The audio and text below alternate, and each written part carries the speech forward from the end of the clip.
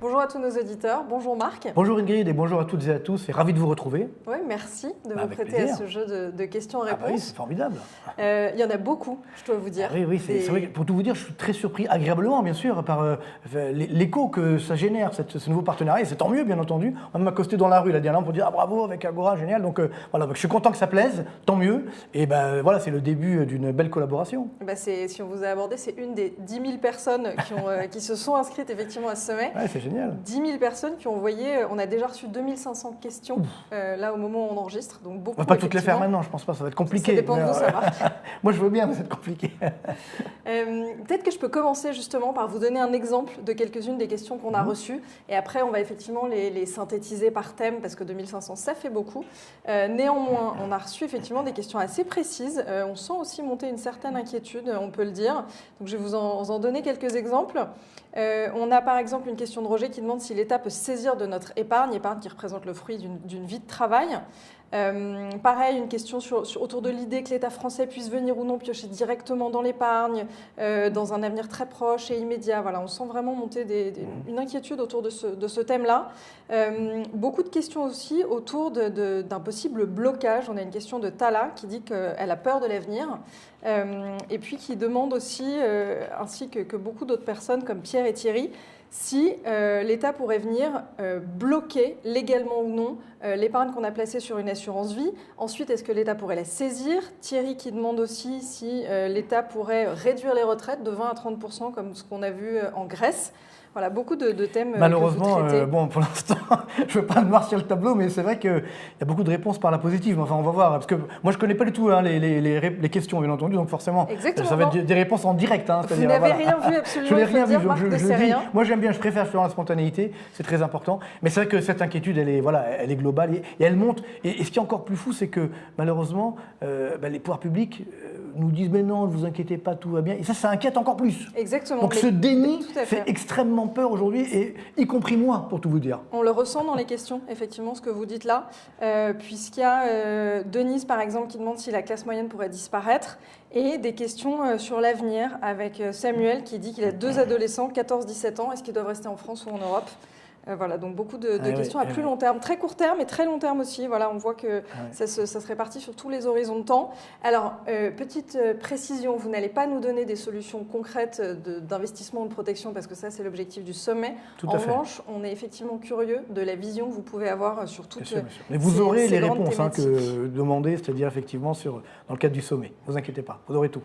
Alors, je propose qu'on débute justement sur le premier des grands thèmes. Ça paraît évidemment très intéressant, et je suis là pour ça, pour répondre évidemment aux questions.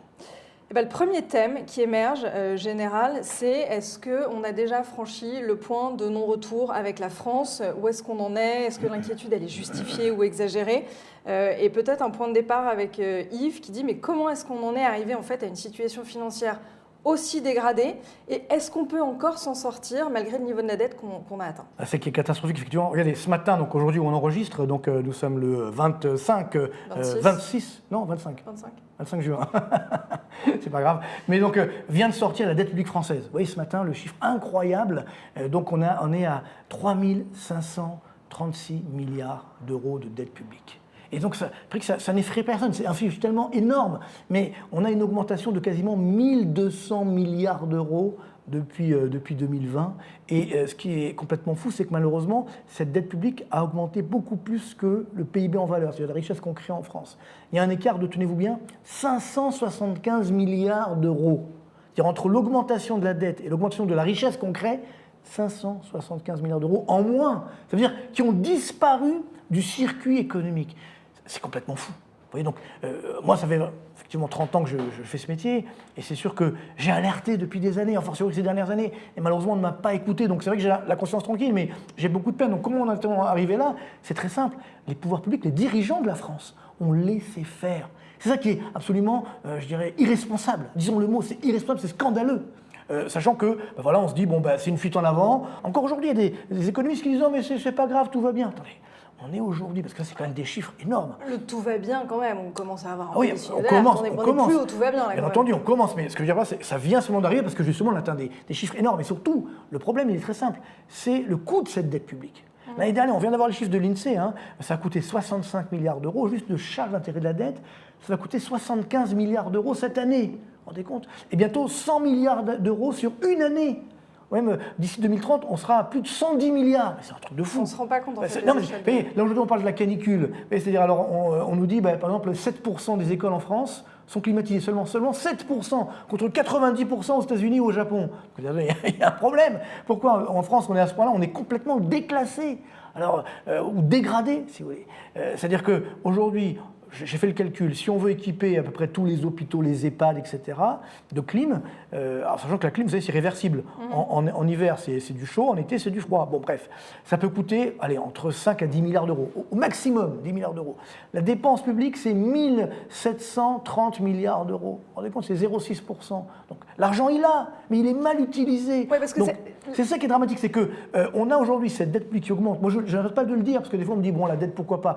Ce n'est pas grave d'augmenter la dette. Si et seulement si, cette dette génère de la croissance, génère de l'investissement, génère de l'emploi, génère de l'innovation. C'est le fléchage, donc, en fait. Exactement. Moi, ce qui me rend fou, si vous voulez, c'est mon expression, c'est ce gaspillage. Vous vous rendez compte que depuis 2021, les dépenses de fonctionnement ont augmenté de 106 milliards d'euros. Fonctionnement de l'État? Fonctionnement de la puissance publique, c'est-à-dire les salaires, les frais de bouche, etc., les frais divers. Parce qu'on me dit, oui, il y a à peu près 600 000 aujourd'hui élus en France, mais certains ne sont pas payés. Oui, ils ne sont pas payés, mais ils ont des frais de fonctionnement. Donc, ça a un coût, comprenez? Donc, au total, on est dans cette augmentation dramatique. Donc, c'est ça qui ne colle plus, parce qu'on a des Français qui souffrent et qui sont inquiets, à juste titre, et puis les puissances publiques qui continuent d'augmenter ces dépenses n'importe comment. C'est ça la question, n'importe comment. Moi, je ne suis pas contre la dépense publique, il en faut, bien entendu.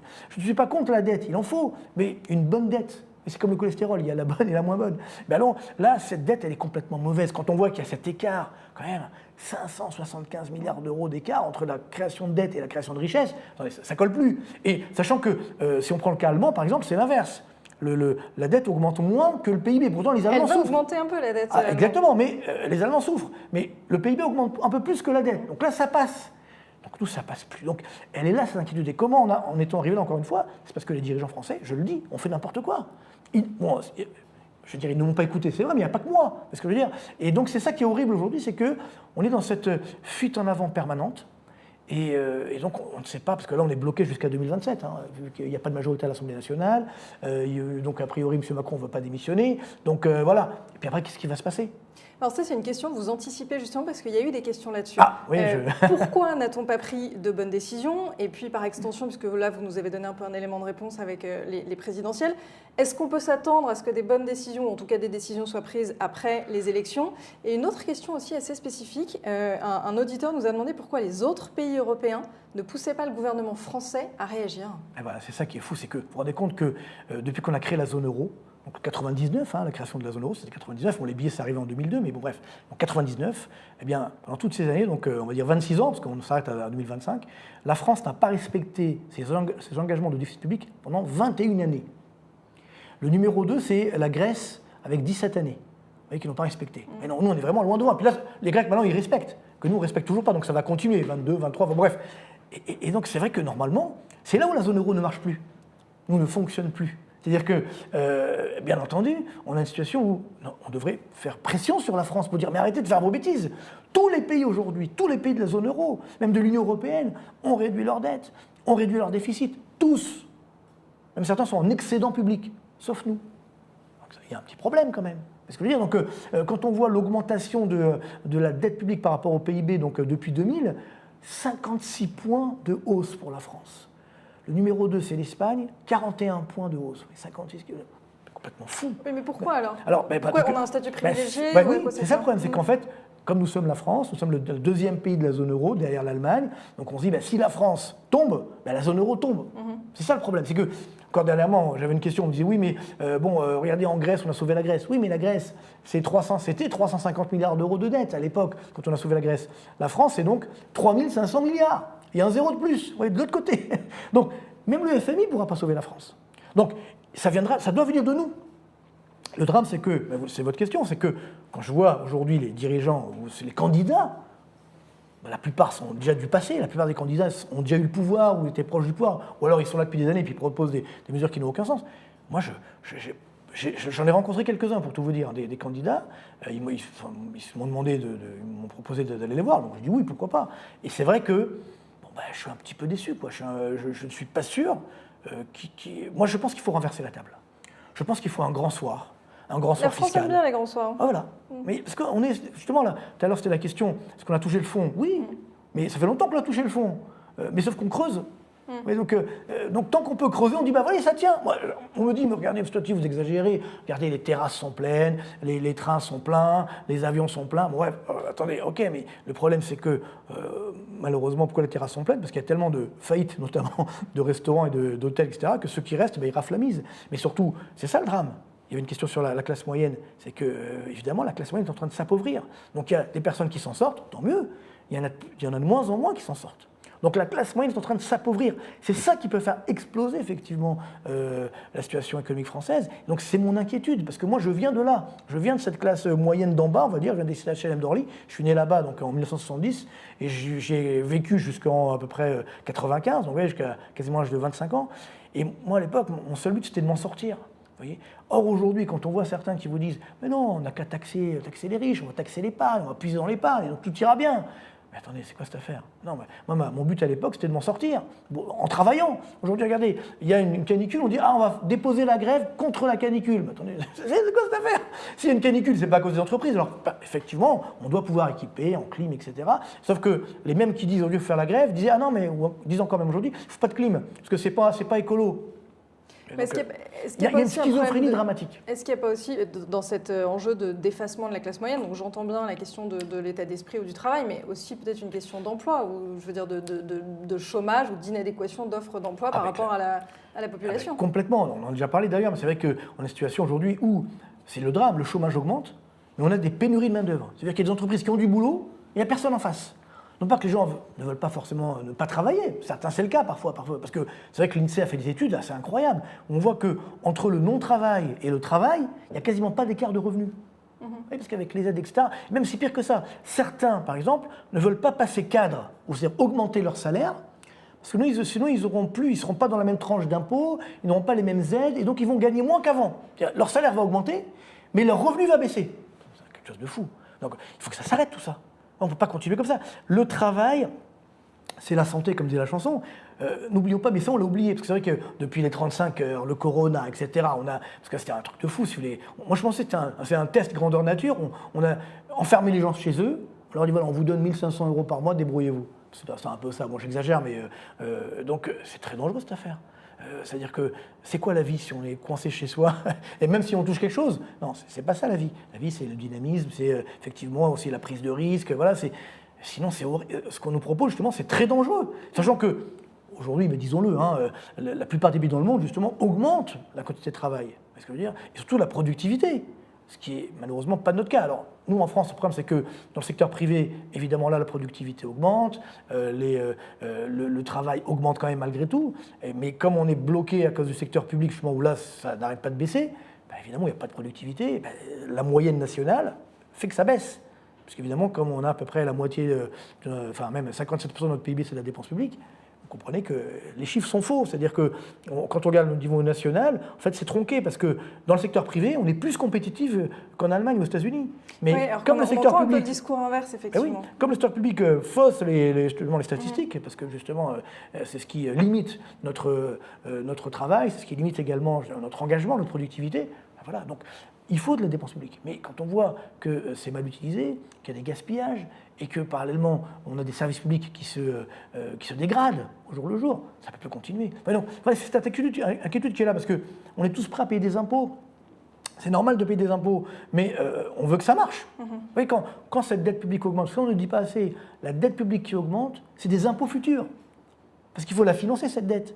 Donc comment on la finance? Ça ne tombe pas du ciel. Il faut avec nos impôts. Alors, bien sûr, on s'endette sur les marchés. Sauf qu'on le voit, les taux d'intérêt augmentent. Bien sûr. Eh oui, on est à 3,70%, on est monté à quasiment 4% il y a quelques mois. Mais vous voyez, depuis quelques jours, le prix du pétrole baisse. Donc normalement, quand le prix du pétrole baisse, les taux d'intérêt des obligations d'État devraient baisser. Parce qu'on dit qu'il y a moins d'inflation. Sauf que là, ça baisse pas tellement, un tout petit peu. On reste sur 3,70 sur le taux de 10 ans français. Le spread, c'est-à-dire l'écart de taux avec l'Allemagne, a augmenté. On est à 76 points de base. entre la France et l'Allemagne. Vous voulez dire que ce n'est pas pareil pour tous les pays? Parce que si ça met du temps à se répercuter sur les taux de tous les pays, on peut se dire c'est normal, mais non, c'est spécifiquement pour la France. C'est ça que je veux dire, c'est que, ça c'est pour répondre à la question, c'est qu'effectivement, il y a un problème France. Les investisseurs commencent à se rendre compte que la France a été trop loin dans le dérapage. Vous voyez le chiffre de ce matin, et ce qui est dangereux, c'est que justement, les pouvoirs publics et puis également, disons-le, certains médias, les médias grand public parfois, justement, ne veulent pas trop parler de la dette, ça leur fait peur. Moi, on m'a dit dans des émissions, non, Marc, ne dis pas trop, tu vas affoler tout le monde, etc. C'est quand même assez incroyable. Encore aujourd'hui, on a parlé de la dette quand même. Non, je peux vous dire qu'aujourd'hui, non, mais dire qu'il y a de la dette, ok, mais le problème, c'est qu'on ne peut pas dire les conséquences. Il ne faut pas dire que ça coûte très cher et que demain, le risque, c'est qu'on puisse dans notre épargne. Vous voyez, moi je le dis sur ma chaîne YouTube, je le dis voilà avec Agora, je le dis dans certaines émissions, et encore, on me dit même sur certaines chaînes, voilà, où normalement on peut tout dire, on me dit oh là là, tu vas trop loin. Donc il faut faire attention. C'est-à-dire que moi je dis pas ça pour faire peur. Je dis pas ça pour faire des vues, j'en fais plein, des vues depuis des années, etc.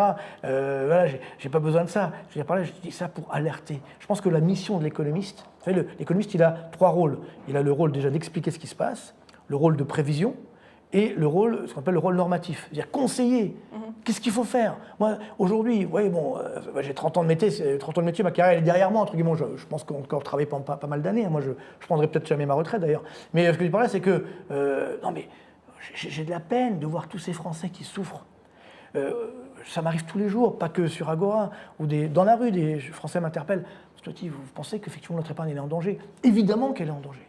Alors justement, on va en parler, mais progressivement et par étapes, parce qu'il y a beaucoup de thématiques là dans tout ce que vous venez de nous expliquer. Les répercussions de cette dette et de ce que l'État pourrait faire effectivement ou prendre comme décision dans les mois ou années à venir. Alors il y a plusieurs possibilités. Vous avez prononcé le mot retraite, on peut peut-être commencer par là. Oui. Est-ce que l'idée que l'État puisse aller piocher dans les retraites, ou réduire en tout cas déjà, commencer par réduire le montant des retraites, est-ce que c'est crédible ou non? Ça c'est une question qui est revenue assez fréquemment. Malheureusement c'est inévitable. Donc inévitable. Non seulement pas crédible, mais inévitable. Inévitable dans le contexte actuel, avec les dirigeants actuels. Si effectivement, moi j'ai des propositions, encore une fois, sur la retraite, de renverser la table, de transformer complètement le régime des retraites, garder un peu de répartition, comme le font tous les pays. On garde un minimum de répartition, uniquement pour les personnes qui ont cotisé d'ailleurs, ne l'oublions pas, parce que... Vous allez avoir un gap. Alors, attendez. Et après, on fait un choix. Le problème de la France, c'est que comme on n'a pas de culture économique, on ne laisse pas les Français choisir. Donc il faut leur dire, voilà, on vous donne le choix. Vous pouvez dire, moi je veux que de la répartition. Je ne vous le conseille pas, parce qu'évidemment, la répartition c'est quoi? C'est du Madoff.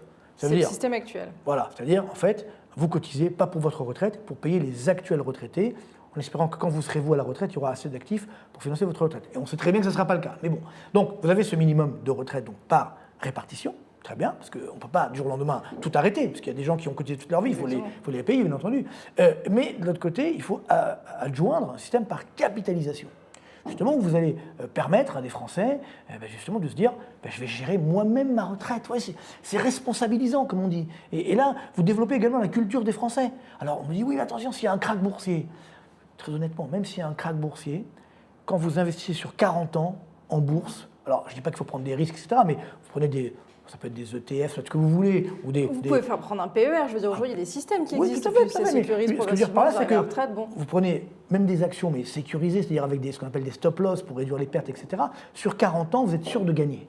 En tout cas, de gagner plus que ce que vous avez cotisé toute votre vie, ce que vous avez touché à la retraite. Parce que c'est ça le problème aujourd'hui, c'est qu'on a cotisé toute notre vie, et on voit que la retraite, elle fond déjà. Et alors, est-ce qu'elle pourrait fondre encore plus, si on en revient à notre question? Évidemment, c'est ce qui s'est passé en Grèce. C'est ce qui s'est passé à Chypre, c'est ce qui s'est passé un peu partout. Donc quand les pays, à un moment, ils ne peuvent plus payer, ils n'ont pas le choix. Donc. Et c'est intéressant de voir qu'aujourd'hui, par exemple, là, il y a le rapport, c'est du corps, le Conseil des retraites, tout à fait, qui vient de sortir. Et alors, c'est complètement fou, parce qu'il y a encore on va dire, il y a un an, ils nous disaient « Non, mais vous inquiétez pas, la retraite, il n'y a aucun problème. Il n'y a pas de déficit, tout va bien, c'est bien géré, tout se passe bien. » Ah bon? Et là, il vient de ressortir un nouveau rapport. Qu'est-ce qui s'est passé en un an? Bon. Il dit non, finalement, ça dérape complètement. Et regardez, c'est-à-dire, pour 2070, il avait un déficit des retraites de 1,4% du PIB. Là, il est passé à 2,4% du PIB. Ouais, c'est pas un ajustement, c'est une plantade complète en termes de prévision, c'est ce que je veux dire. Et même là, il nous dit, ça y est, ça commence déjà, il y a déjà des déficits cette année. Et alors, là où c'est fou, c'est qu'il y a un petit déficit sur le système, on va dire, du privé, quasiment à l'équilibre, mais léger déficit. Par contre, où est-ce qu'il est le gros déficit? Sur le système public. Vous avez 80 milliards d'euros de déficit des retraites du secteur public. Alors, comme évidemment ça n'apparaît pas, parce que ce n'est pas des cotisations, c'est ce qu'on appelle des dotations de l'État pour payer les retraites. On dit, ah non, mais ce n'est pas un déficit, c'est une dotation. C'est pareil. C'est-à-dire qu'effectivement, aujourd'hui, il y a plus de retraités de la fonction publique que d'actifs de la fonction publique. Vous voyez, donc c'est mécanique. Il n'y a pas assez, on ne peut pas financer. Donc ça nous coûte 80 milliards d'euros par an. Donc, si on prend le cas grec, par exemple, les retraites des fonctionnaires, moins 30% pendant la crise. Eh bien oui, c'est pas une petite... oui. Donc, c'est ça, c'est évident que si on ne fait rien... L'économie, c'est un peu de la mathématique. Parce que je veux dire, c'est facile. C'est-à-dire que quand vous aviez 3,5 actifs pour un retraité, il n'y avait pas de problème dans les 70, encore c'était le cas. Maintenant, mettons, on va avoir 1,3 actifs pour un retraité au niveau national. Ça ne marche plus. On ne peut pas. Tout simplement. Alors, pour l'instant, les caisses de retraite souvent privées ont pu mettre pas mal d'argent de côté, donc elles jouent sur ça, elles vivent sur ça, mais bientôt, ça n'arrivera, elles ne pourront plus également maintenir le niveau de retraite. Donc, qu'est-ce qui va se passer d'abord ? On va donc désindexer les retraites, donc ça veut dire que l'inflation va augmenter, mais les retraites non, donc déjà vous allez perdre, bien entendu. Mais bon, encore une fois, et parallèlement, moi, la crainte, c'est que si jamais, parce que pour l'instant, ça passe. Tant que l'État français s'endette sur les marchés, ça passe. On a 3,70, on était à 4 il n'y a pas longtemps. Je pense bientôt ça va encore monter, on peut monter à 4,5 voire 5% de taux 10 ans. Alors là, évidemment, ça va être très compliqué. Et donc le jour où vraiment ça va exploser, entre guillemets, c'est quand l'État français, parce qu'il fait des adjudications, quand il n'aura pas assez donc, de flux qui vont acheter sa dette. Là, ça sera le signal.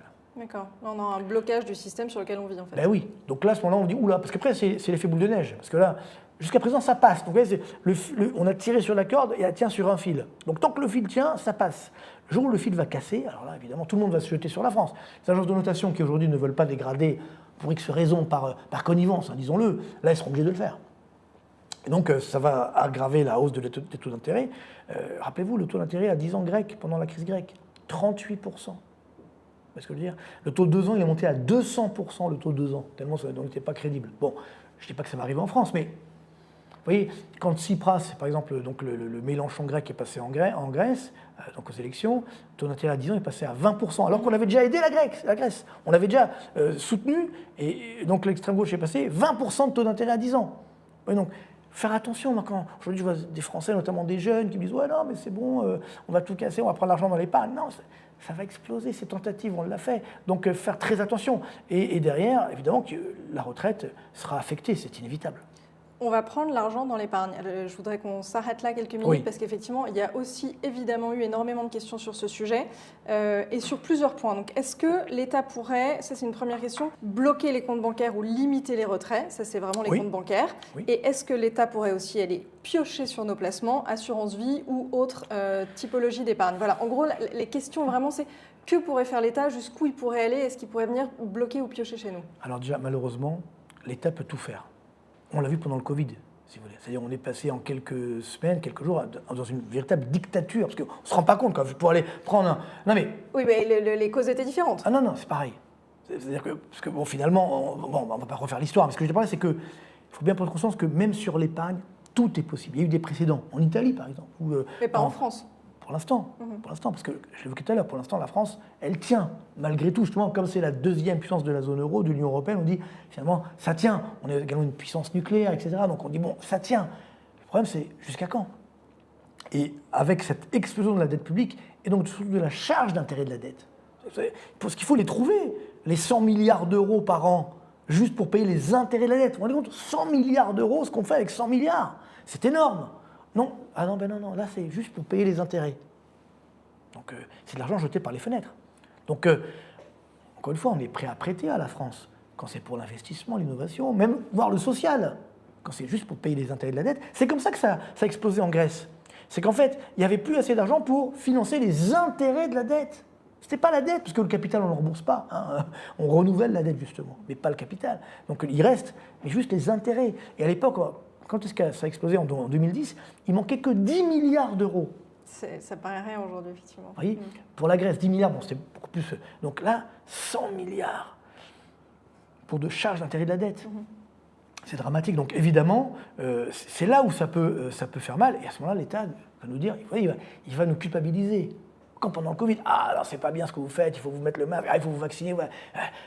Mais non, il nous fait parler avec vous savez, la guerre, vous savez, la défense. Ah quoi? Vous voulez pas mettre votre épargne dans la défense, mais vous êtes pas anti-France. Ça n'a aucun sens. Donc la communication, si vous voulez, malheureusement, elle fait beaucoup de dégâts aujourd'hui, et c'est ça qui est dangereux. C'est que les Français peuvent très bien se retourner du jour au lendemain. On voit comment l'historique à chaque fois de la com, des médiatiques, passe. Un jour, c'est l'affaire Epstein, après c'est la guerre, après c'est la canicule, après c'est... Voilà. Et les gens plongent à chaque fois. C'est-à-dire que... donc là, on va faire la même chose, on va dire, attendez, désolé les gars, il n'y a plus d'argent. Donc vous voulez... Oui, mais attendez, parce que le reste, ça peut aussi être une question de perception et de communication. Là, si on en revient vraiment sur les bases mathématiques, il n'y a plus d'argent, où est-ce qu'on trouve l'argent? Je vous dis, c'est que, effectivement, donc c'est ça où j'allais en venir. Mais ce que je dis par là, c'est que ça s'est déjà produit. Pas forcément sur l'épargne, mais d'un point de vue médiatique, d'un point de vue de l'être humain, parce qu'en fait, nous sommes tous des êtres humains. Parce que, donc, bon, il paraît qu'il y a des ovnis qui sont là, mais sinon, globalement, donc voilà, on raisonne comme ça. Donc, qu'est-ce qu'on va... Parce que pour puiser dans l'épargne, il faut quand même le justifier. Vous voyez. Donc, qu'est-ce qu'on va vous dire? On va dire, ben voilà, nous sommes déjà numéro 1 du monde de la pression fiscale. Donc, on ne peut pas aller au-delà. On ponctionne au maximum. Et, regardez, l'année dernière, ils ont ponctionné les grandes entreprises en disant, mais non, il n'y aura aucun... Preuve qu'on peut aller plus loin. Ah non, mais justement, c'est ça que j'allais dire. Donc, aucun impact sur la France, sauf que les faillites d'entreprises, de grandes entreprises, augmentent. Donc, il y a des conséquences. Donc là, on veut dire, voilà, là, on ne peut plus faire encore aller plus loin. Les entreprises font faillite. Donc, qu'est-ce qui reste? Pour tout vous dire, j'ai fait une émission, là, bon, on ne va pas dire sur quelle chaîne, une chaîne info, et le journaliste me dit, après l'émission, il me dit, non mais Marc, les Français sont riches, il y a de l'épargne. 6 500 milliards d'euros, c'est vrai, d'épargne. On va ponctionner dedans. Donc, c'est un journaliste qui n'est pas marqué politiquement. Vous voulez dire que l'idée fait son chemin, et donc l'acceptabilité de cette hypothèse? Pour tout vous dire, l'idée est venue à moi en 2007, sous Sarkozy. Je fais une conférence. Et donc, il y avait des sénateurs, des députés, etc., à l'époque. Et un sénateur, je ne vais pas donner son nom, donc de droite, me dit, mais attendez, à l'époque, c'était pas 6 500, mais on a énormément d'épargne. Pourquoi ne pas faire une petite ponction dedans? C'était pas LFI, parce que n'existait pas à l'époque, mais de droite. Vous comprenez? Donc l'idée est là, depuis 2007. C'est-à-dire 2007, il n'y avait même pas eu la crise des subprimes. Mais cette épargne, elle est déjà censée financer, par exemple, les HLM. Elle est déjà en théorie. Je dis pas que, moi, je suis contre. Attention, je ne sais pas que c'est ce qu'il faut faire. Mais ce que je veux dire par là, c'est que l'idée, elle est déjà là. Et donc, en fait, c'est mécanique. Comme on est déjà numéro 1 du monde de la pression fiscale, donc on va vous dire, on ne peut pas faire autre chose. Après, on va vous dire, voilà, on a un problème pour financer notre dette, les intérêts de la dette. Il faut bien qu'on trouve l'argent quelque part. Ben voilà, vous avez de l'épargne. Donc qu'est-ce qu'on va dire? Alors évidemment, on va essayer de masquer en disant on va taper que les riches. Donc on va dire voilà, tous ceux qui ont accumulé plus de 50 000 euros d'épargne ou 100 000 euros d'épargne, on va prendre un petit pourcentage. Je vous rappelle que c'est ce qu'on fait déjà. Quand vous prenez la CSG, créée par Michel Rocard en 91, c'était 1% à l'époque. Maintenant, si on prend donc toutes les cotisations sociales sur l'épargne, sur les gains de l'épargne, on est à plus de 18%, enfin à quasiment 18%. Vous voyez, donc 1%, 18%, on s'est déjà fait avoir. Vous voyez, donc les Français sont déjà taxés. N'oublions pas que l'épargne, c'est un résidu. C'est-à-dire qu'on a notre revenu, on est taxé sur le revenu, on consomme, on est taxé sur la consommation, et ce qui reste, c'est l'épargne. Et après, évidemment, à chaque fois que vous gagnez un peu d'argent, vous êtes taxé au travers de la CSG, etc., à part sur le livret A, mais sinon, vous êtes toujours taxé en permanence. Vous voyez, donc cette épargne, elle est déjà taxée pendant toute notre vie. Et après, voilà, on vous dit, vous avez un petit peu accumulé, on va encore vous retaxer. Alors, je vais vous dire, donc ça c'est inévitable. C'est-à-dire, ça pourra prendre deux formes. Soit, on va dire, on fait une ponction. Voilà, on prend 1%. Au-dessus de 50 000 euros, 100 000 euros, je sais pas, voilà, on fait une ponction. Tous les Français doivent participer, c'est pour le bien national. Ouais, c'est l'arnaque. Un placement ou une ponction? Ah ben justement. Non, une ponction, ça veut dire que tout ce qui est épargne, on va vous prendre, alors sauf, c'est là qui est intéressant. Par exemple, sur les entreprises, ils ne pourront pas faire ça.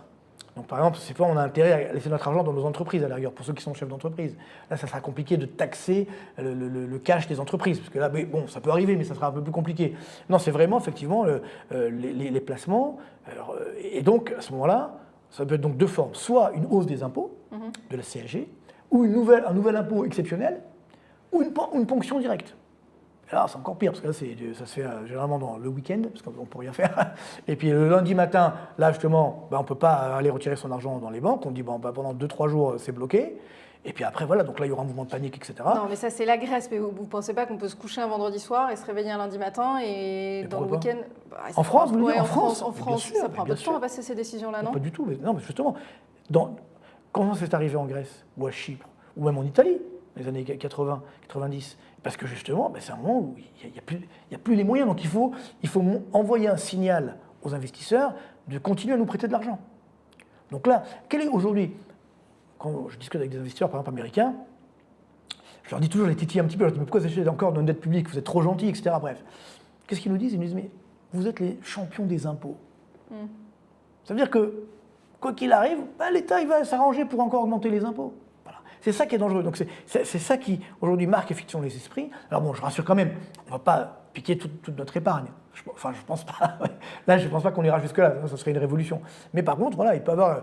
Moi, je pense que ça sera sous forme d'impôt. Ça ne sera pas une ponction, ça sera sous forme d'impôt. On va créer une nouvelle taxe exceptionnelle, voilà, parce qu'il y a la guerre, parce qu'il y a... Enfin, quoi que ce soit. Donc moi, je dis oui, c'est évident. Si ça continue comme ça, si on ne fait rien pour inverser la machine, en tout cas, moi, justement, je ne vais pas le donner là, mais j'ai fait des propositions pour inverser tout ça. Mais sinon, oui... avec les dirigeants actuels, ou même ceux qui se présentent aujourd'hui, c'est inévitable. Et parce qu'encore une fois, cette épargne est montrée comme la richesse. Et regardez bien, ce drame, c'est qu'en fait, là on parle de dette publique. L'épargne, c'est privé, ça n'a rien à voir. Vous voyez. Donc on vous dit, oui, mais c'est grâce à la dette que les Français ont pu épargner. Vous vous rendez compte comme c'est malsain, vous voyez. Et donc c'est ça qui est dangereux, c'est qu'en fait, c'est tout simplement de la spoliation. Mais on va vous dire, attendez, si vous avez pu épargner, c'est grâce à la dette publique, c'est grâce à l'État français. Vous voyez l'arnaque. Vous voyez. Donc non, moi franchement, j'ai beaucoup de peine. Si on évolue comme ça, j'ai beaucoup de peine, parce qu'on voit comme ça s'est fait très progressivement. Vous voyez. Mais là, ça y est, on arrive à la fin du film. Il y a justement beaucoup de questions, alors qui sont peut-être plutôt des remarques déguisées sous forme de questions, sur le fait qu'il y a eu effectivement beaucoup d'impôts, une hausse des impôts, et quelque part une dégradation des services, ou l'impression aussi que la situation ne s'améliore pas ou se détériore. Mais bien sûr, regardez, on a vu des drames malheureusement humains au niveau de la justice, on voit également au niveau de la police, etc. Donc tout ça pour dire que oui, il y a une situation aujourd'hui où les moyens sont là. Alors, quand même, regardez les chiffres d'Eurostat, chiffres harmonisés. Dépenses publiques en France, 57,5% de notre PIB. On est repassé devant la Finlande, on est numéro 1 d'Europe, numéro 1 du monde. Donc on ne peut pas dire qu'il n'y a pas de dépenses, elles sont là, elles sont énormes. Où va l'argent? Les services sont catastrophiques, les hôpitaux, les urgences, etc. À un moment, il faudra faire des choix. Parce que ce qui a le plus augmenté, ce sont effectivement les dépenses de fonctionnement. Ça a augmenté beaucoup plus que les prestations sociales. Donc on va devoir faire des choix. On ne pourra pas continuer comme ça, augmenter n'importe comment. Donc il faut, là aussi, je parlais tout à l'heure de cette retraite, il faudra l'aider. Il faudra limiter la répartition, augmenter la capitalisation. D'ailleurs, aujourd'hui même, il y a des fonctionnaires qui ont accès au travers de la préfond, qui est une sorte de capitalisation pour les fonctionnaires. Donc vous voyez qu'eux-mêmes sont conscients. Donc voilà, il n'y a pas de raison que ça n'existe pas. Donc ce que je parle, c'est que oui, cette dépense publique, elle doit arrêter d'augmenter, mais même elle doit baisser. Regardez, il n'y a aucun, je dis bien aucun président, Premier ministre, ministre de l'économie qui a baissé la dépense publique depuis la Seconde Guerre mondiale. Aucun. Il y en a qui ont promis de le faire. Ah oui, mais ça, on sait, mais les promesses n'engagent que ceux qui y croient, comme on dit. Donc ils ont peut-être parfois un peu moins augmenté que d'autres, mais ils ont toujours augmenté. C'est inadmissible. Donc voilà, je pense qu'aujourd'hui, il faut retrouver le bon sens. Vous savez, l'économie, c'est du bon sens. Ce n'est pas de la politique, c'est du bon sens. Donc quand on dépense n'importe comment, à un moment, ça doit s'arrêter. Alors c'est vrai que comme l'État est plus puissant qu'une entreprise, comme en plus, il peut ponctionner en permanence, donc il a une sorte de revenu permanent, si vous voulez, sur les impôts, grâce aux impôts, entre guillemets, sauf que, donc il continue. C'est la blague de Coluche, tant que je gagne, je joue. Sauf que là, attention, parce que si jamais ça se produit, qu'on puisse dans l'épargne, etc., ou si ça devient flagrant, là, on le vit déjà. Il va y avoir ce qu'on appelle un exode fiscal. Ce qu'il y avait eu sous François Hollande, par exemple. Alors, au début de Macron, ça s'est un peu calmé. Et puis, depuis quelques années, ça repart. Il y a de nouveau un exode fiscal. C'est-à-dire qu'il y a des Français qui se disent on va me piquer mon épargne, donc je préfère partir. Et notamment, pour l'instant, ceux qui peuvent le faire, ce sont les Français fortunés. Parce que là aussi, quand on a 45% de droits de succession ensuite, parce qu'on dit oui, il faut augmenter les droits de succession. Ok, mais ils sont déjà à 45% pour les plus aisés, certes, mais tout de même. Donc ces Français-là, ils partent. Donc, ils partent où? Est-ce qu'on a une idée des destinations? Ils partent un peu partout. Là, dernièrement, c'est vrai qu'il y a eu beaucoup qui sont partis à Dubaï, etc. Donc, parce que là, il y a zéro impôt, et notamment des jeunes. C'est important, parce que là, ce sont nos jeunes. Vous voyez. Donc c'est les forces vives, comme on dit, aussi sont en train de partir. Mais même en Europe, vous voyez, Chypre aujourd'hui, ça cartonne. Malte, le pays où il y a le plus de croissance dans la zone euro ces dernières années, c'est Malte. Parce que c'est sympathique, il y a très peu d'impôts, voilà, c'est pas très loin de Paris. Mais bon, ouais, faire attention quand même. C'est-à-dire que là, donc à ce moment-là, vous voyez, le raisonnement, c'est que si effectivement il y a cet exode fiscal, à ce moment-là, je n'ai plus la vache à lait. Je ne peux plus ponctionner comme je veux, j'ai plus autant de recettes que je veux. Vous voyez, et c'est là où ça peut effectivement s'inverser, et là on perd complètement en crédibilité, parce que l'investisseur américain qui me disait « Non, mais vous ponctionnez les impôts », là, ah ben mince, ça ne marche plus. C'est-à-dire qu'il n'y a plus assez d'impôts qu'avant. Ce qu'on a vu avec Le Maire ou même François Hollande, où ils ont augmenté les impôts, il y a eu moins de recettes fiscales que prévu. Vous voyez, c'est ce qu'on appelle la courbe de l'affaire, hein, le trop d'impôts tue l'impôt. On est en plein dedans déjà en France depuis déjà des années, et évidemment ça va s'aggraver. Vous parlez des jeunes, et on a reçu beaucoup de questions sur ce sujet, des auditeurs qui demandent si leurs enfants ont intérêt à construire leur avenir en France et en Europe. Est-ce qu'il faut leur conseiller de partir? C'est saisissant en fait d'entendre ces questions. Ouais, c'est très dur, mais je peux le comprendre. Moi, je prends mon cas personnel, moi, mes enfants n'habitent plus en France, je vous le dis. Je ne les ai pas forcés, hein. Ils sont partis d'eux-mêmes, bon, pour X raisons. Et le problème, c'est que parfois on a envie de partir, ça peut se comprendre, mais on a envie de revenir. Sauf que ces jeunes-là, et ça fait des années que je suis enseignant, comme vous le savez, à la fac ou même à Sciences Po, j'ai arrêté depuis quelques années parce que vu l'état de Sciences Po, j'ai arrêté, mais bref. Et je voyais tous mes jeunes, tous mes étudiants qui quittaient la France. Mais à mon époque aussi, il y en avait qui quittaient la France. Ils allaient à Londres, dans la finance par exemple, ils allaient à Londres, à New York, etc. Bref. Mais après, ils revenaient. Le problème, c'est que maintenant, ils ne reviennent plus. Vous voyez? Et ça, c'est une réalité. C'est une réalité. C'est-à-dire qu'on aime la France, c'est un pays formidable. Il faut être honnête, c'est un pays d'une beauté exceptionnelle. Bref, moi qui voyage beaucoup, je peux dire que c'est un pays vraiment exceptionnel. Mais, vous savez, quand on voit cette jeunesse, on vous dit, mais, qui est surtaxée, parce que quand vous êtes jeune, célibataire, sans enfant, etc., bref, alors là, d'un point de vue fiscal, vous êtes matraqué. Vous voyez, et puis, ils voient à Londres, ils voient aux États-Unis, ou dans d'autres pays, voilà, à Dubaï, etc., dire, on va tripler votre salaire. Puis vous n'allez pas avoir d'impôts. Oui, mais vous avez moins de protection sociale. Alors après, on en revient à notre sujet de la protection sociale qui se détériore, mais c'est des choix aussi de société. Voilà, c'est-à-dire il faut responsabiliser. Moi, c'est pour ça que je suis pour un minimum. C'est-à-dire il faut effectivement un minimum de protection. Puis après, chacun va pouvoir céder soi-même, entre guillemets. C'est-à-dire, mais ensuite, il faut assumer. Vous ne pouvez pas dire, moi, je veux rien payer, puis après, dès que j'ai un problème, il faut qu'on vienne m'aider. Mais non, ça ne fonctionne pas. Vous comprenez? Donc c'est là, après, il faut une règle du jeu. Nous, en France, on n'a pas de règle du jeu. C'est ça qui est dramatique. C'est qu'en France, on vous fait croire que c'est open bar. C'est-à-dire, on vous dit, bon, attendez, c'est vrai que la France, il y a beaucoup d'impôts, beaucoup de dépenses publiques, mais c'est open bar. Ça veut dire, vous ne payez rien. Tout est gratuit.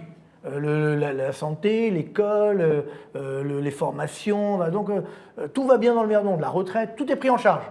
C'est vrai que quand ça marche, c'est super comme modèle. Et ça a marché. Mais depuis quelques années, ça ne marche plus. Ça fait 20 ans que ça ne marche plus. Il faudrait une plus grande transparence sur les dépenses sociales. Je vous donne un exemple très, très simple. Par exemple, aujourd'hui, vous avez des dépenses qui sont complètement remboursées. Ce qu'on appelle la CMU, etc. Enfin, il n'y a pas que ça, mais bon, bref.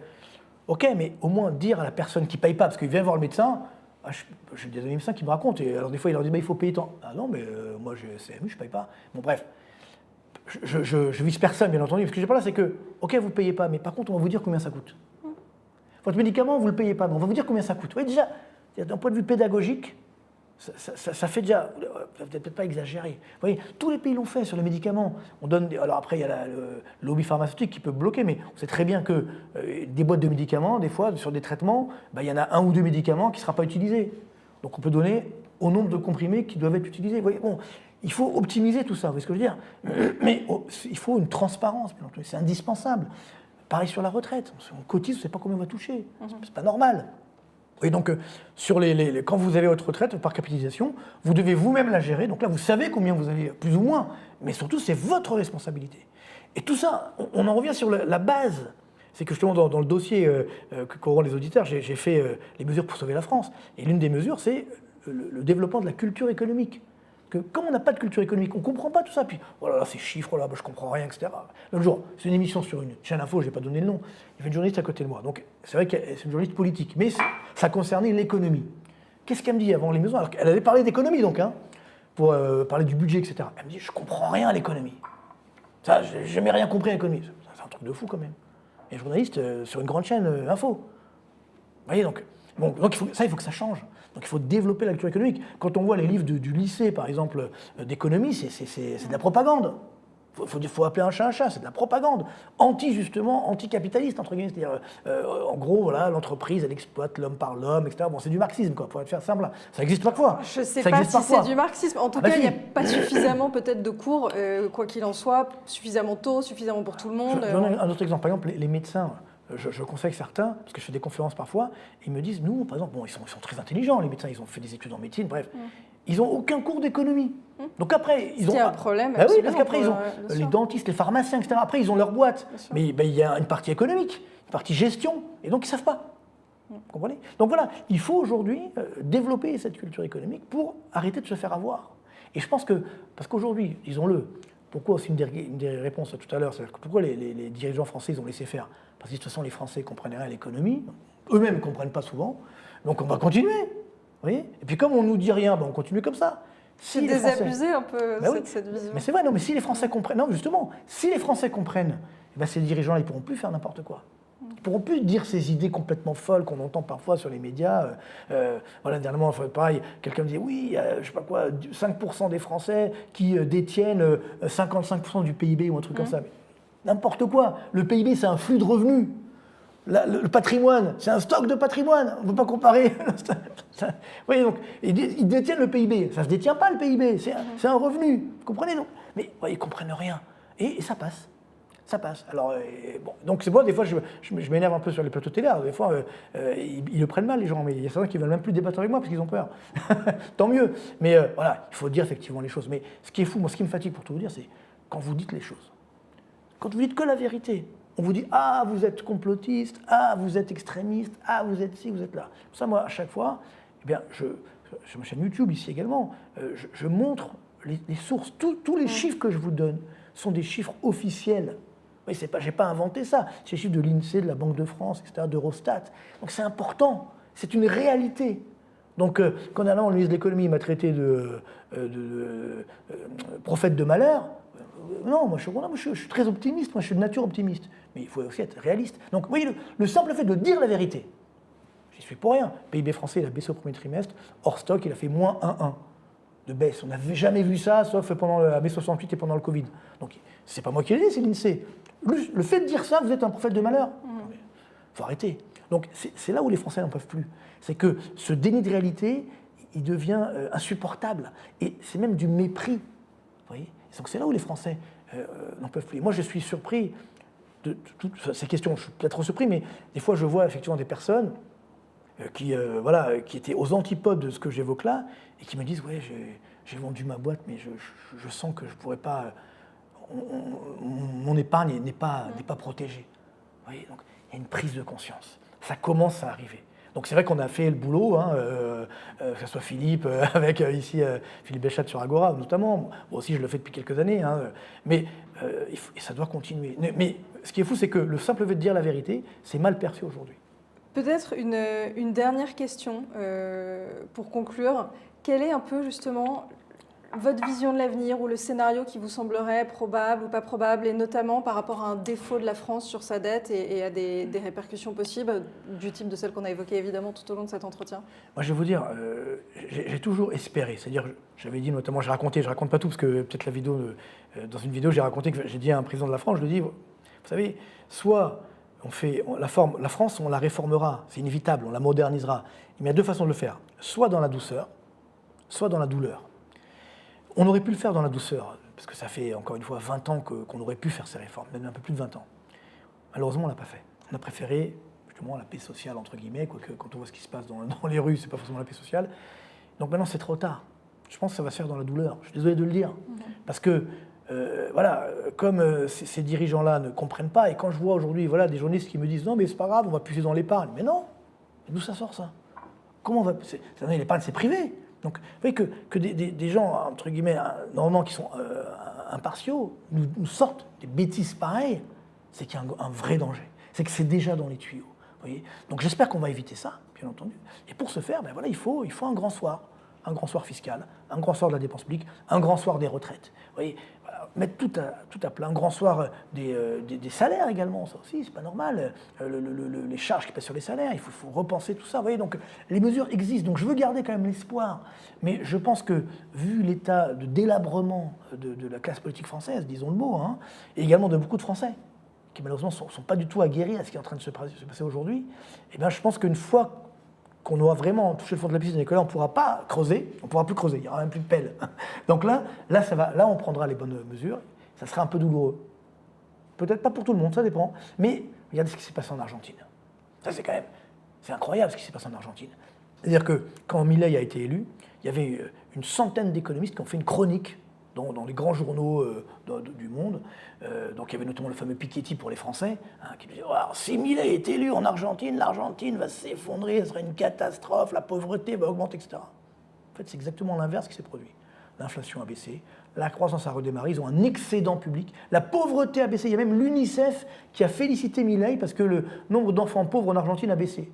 La sécurité s'est améliorée. L'Argentine est devenue le pays le plus sûr de l'Amérique latine. Bon, c'est vrai que c'est relatif, parce qu'en Amérique latine, c'est quand même dangereux. Mais bon, toujours est-il que, tout ça pour dire que, non, j'aime beaucoup l'Amérique latine, mais bon, c'est vrai que c'est parfois dangereux. Mais toujours est-il que, voilà, alors on n'est pas encore l'Argentine. Mais c'est vrai que si l'Argentine n'était pas tombée au fond du trou, Milei n'aurait jamais été élu. Vous voyez, donc, moi je pense que c'est ça ce qui va se passer en France. C'est qu'une fois qu'on aura des problèmes pour financer notre dette, donc là qu'on sera vraiment au fond du trou, ben là on fera appel à des gens sérieux, vous voyez, à des gens qui veulent sauver la France, mais vraiment sauver la France. Vous voyez. Moi c'est ce que je veux depuis des années, j'appelle ça ma thérapie de choc bienveillante, j'ai évoqué mais je ne vais pas le réévoquer aujourd'hui. Voilà, on peut encore sauver la France, mais voilà, le problème c'est que comme on ne veut pas voir la réalité, ben, il va falloir toucher le fond de la piscine et je comprends les Français, pour terminer sur ça aussi, parce que moi ça me fait quand même beaucoup de peine quand je vois ces Français qui me disent aujourd'hui, ben, mes enfants, maintenant je suis grand-père, mes petits-enfants, c'est incroyable. Dans quel état on va leur laisser la France? Ce grand pays, c'est un pays formidable, la France. Puis on est également de la puissance nucléaire. On ne va pas la donner à n'importe qui. Vous voyez, donc, tout ça, quand même, doit nous faire réfléchir. Mais je vois, parce que je travaille avec les médias depuis des années, je vois la difficulté. Dès qu'on dit les choses, ça m'est encore arrivé hier, vous voyez, dans une émission, bref, où justement je développais ce sujet sur la dette à cause de la canicule, etc., où il faut mieux orienter les dépenses. Elle m'a quasiment coupé la parole, la journaliste, l'intervieweuse. Non, mais non, ça c'est un autre sujet. Je dis, mais non, c'est le sujet. Vous voyez, ils ne veulent pas qu'on dise des choses. Ils ne veulent pas, parce qu'ils ont peur de se faire taper sur les doigts, etc. C'est très dangereux. Vous voyez. Donc heureusement qu'on a aujourd'hui les réseaux sociaux, et encore même là, des fois, on essaie d'invisibiliser mes vidéos ou autres. C'est triste. Heureusement qu'on a Agora, heureusement voilà, qu'on a tout ça, où on peut justement dire les choses. Donc ça, c'est quand même la clé. Il faut dire les choses, il faut arrêter le déni de réalité. Et ça, déjà, pour l'instant, on a la chance de pouvoir le faire, même si c'est quand même malheureusement un petit peu masqué parfois.